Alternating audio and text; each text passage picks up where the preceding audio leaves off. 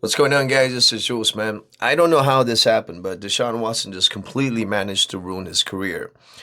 I don't think there's ever been a 14 woman coming out against an NFL player, accusing him of sexual misconduct.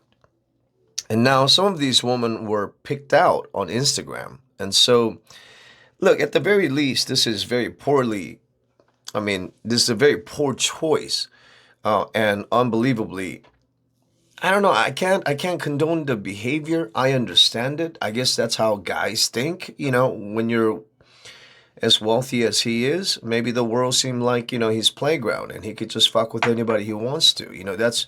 Maybe that's his mentality. But here's the funny thing. You know, the Texans are not going to take him back. That's just not going to happen. They've already traded for some no-name, quarterback from Bengals, and they're probably going to focus on the draft.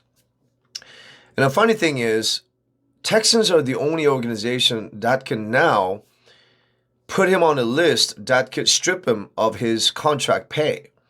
They could even take his already paid money. Depends on how the NFL decides on the conduct of his behavior or conduct on becoming of NFL behavior. And so this is ironic because, Deshaun didn't want to have anything to do with the Texans whatsoever. He wasn't even returning their calls and publicly calling them out and saying, you don't know loyalty, whatever. And I made a video saying, Deshaun, you don't know loyalty, right? And so, and I didn't like the way he approached this problem from the beginning.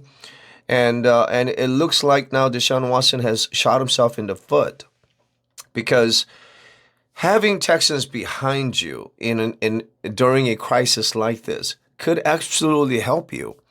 But having them turn their back on you and kind of standing by, hoping that you get stripped of all your contractual rights, is not going to help him. And so I know a lot of people are still hopeful that he will make a comeback and he'll be traded to other team and go through suspension and whatnot and whatever. But at this point, in my opinion, he's become too much of a liability, and I don't think any team will really take the risk of hiring him.